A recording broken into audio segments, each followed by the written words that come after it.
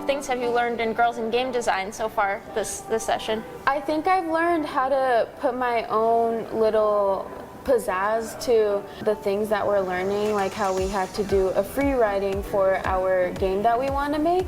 It makes me think a lot of what I want, and since I have the creativity of putting what I like into everything, like the game we're making, but just having to work your brain, but having fun doing that, I think I really liked. So what parts of the game design process have you really connected with so far?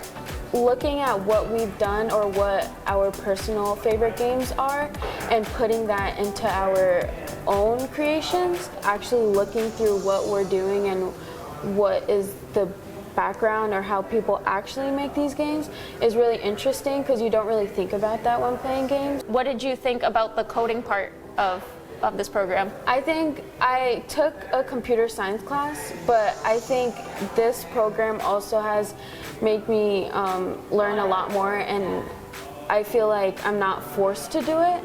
I feel like not being forced to do something makes it a lot more fun. And the code stuff, like I feel like I'll have that in mind in the future.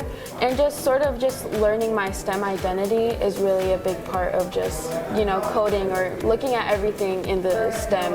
STEM identity is such a cool term for that. Yeah, That's such a great term. Exactly. I feel like STEM is such a broad, you know, word or just category in general, and I feel like that's also a part of it too.